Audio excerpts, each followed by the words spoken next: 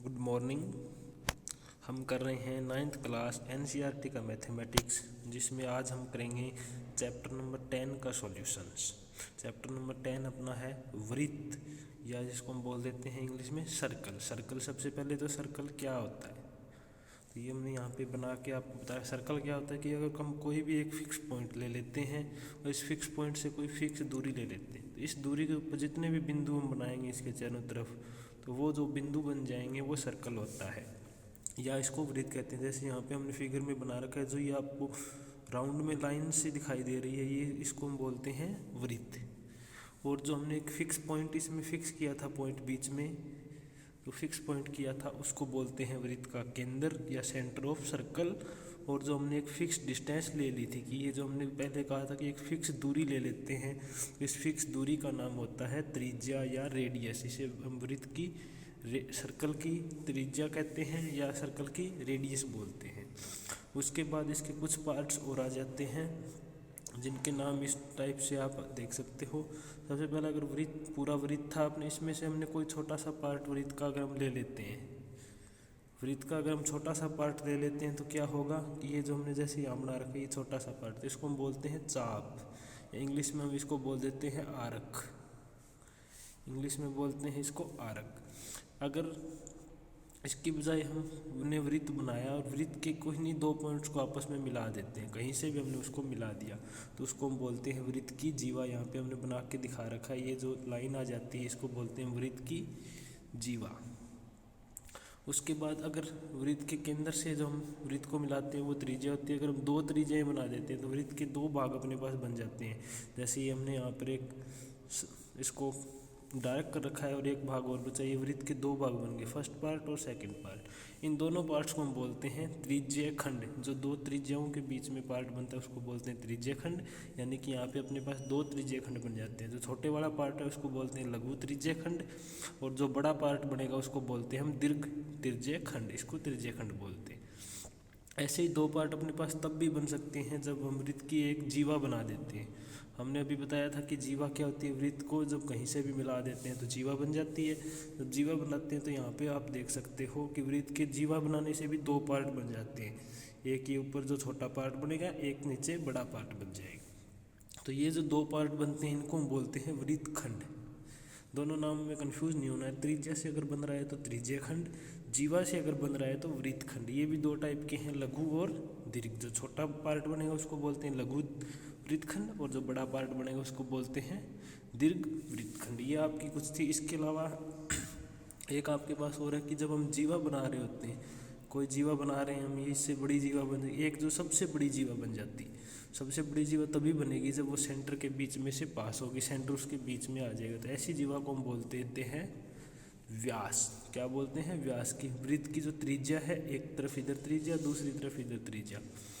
ये थोड़ा सा दूसरे कलर में मैं आपको शो करता हूँ।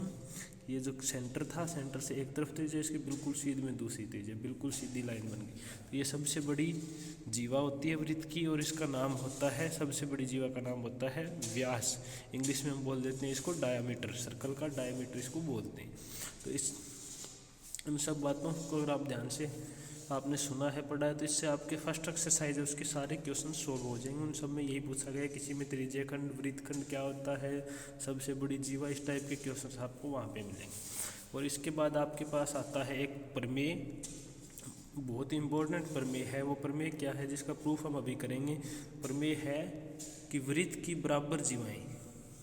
प्रमेय अपना कहता है कि वृत्त की बराबर जीवाएँ, यानी जीवाएँ बराबर हैं तो वो केंद्र पर जो कोण बनाती हैं वो बराबर कोण अंतरित करती हैं। अंतरित करना मीन्स कोण बनाना। ये किस टाइप से होता है इसको आप अभी देखना।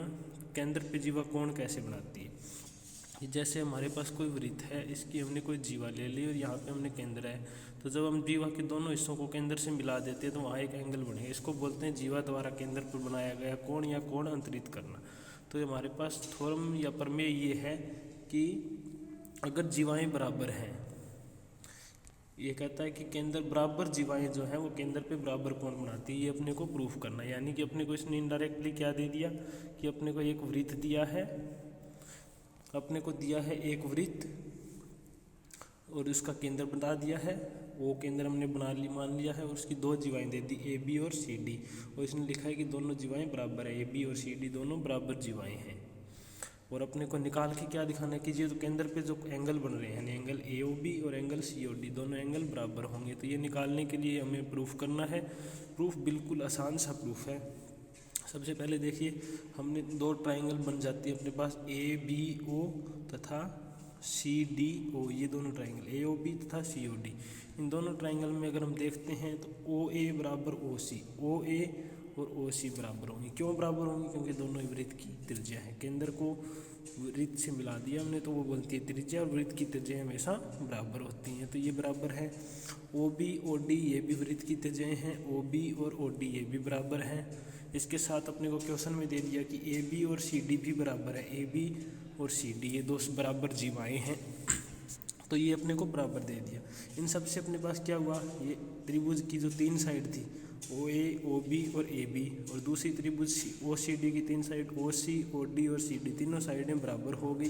तो हम कह देते हैं कि एस एस एस प्रमेय द्वारा दोनों त्रिभुज जो है वो सर्वांग सम हैं। दोनों त्रिभुज सर्वांग सम, और अपने को पता है सर्वांग सम त्रिभुजों के संगत भाग बराबर होते हैं, जिसे हम बोलते हैं सी पी सी टी यानी सर्वांग सम त्रिभुज के संगत भाग। तो कोण ए ओ बी त्रिभुज ए ओ बी में से और कोण सी ओ डी त्रिभुज सी ओ डी में से दोनों कोण बराबर आ जाएंगे, और यही हमें प्रूफ करना था। इस प्रमेय को एक तरीके से, इससे अगला प्रमेय जो आपकी बुक में दे रखा है वो वो बिल्कुल इसका विपरीत है। उसमें विपरीत दे रखा है कि केंद्र के ऊपर समान कोण बनाने वाली जीवाएं। अब उसने उल्टा दे दिया कि केंद्र के ऊपर कोण जो है वो समान है, तो अपने को बताना है कि जीवाएं बराबर होती है। पहले प्रमेय में था कि जीवाएं बराबर है तो कोण समान बनते हैं, दूसरे में है कि कोण अगर समान हो तो जीवाएं भी बराबर होंगी। इसका प्रूफ आप खुद करोगे। बिल्कुल जो हमने प्रूफ किया उसका अपोजिट प्रूफ है। सिर्फ यहाँ पे आपको जीवाएं बराबर नहीं दिए, यहाँ पे आपको एंगल बराबर दे दिया है। तो आप कौन सा प्रमेय लग जाएगा, ऐसे एस प्रमेय द्वारा लग जाएंगी, और फिर सी पी सी टी द्वारा दोनों ये जीवाएं बराबर हो जाएंगी। ये यहाँ आ जाएगा और ये यहाँ नीचे आ जाएगा। ये आप अपने आप खुद से प्रयास करोगे। अगर आपको नहीं आता है तो आप कमेंट कर देना, मैं आपको इसका सॉल्यूशन भी जल्दी करा दूँगा। Thank you so much.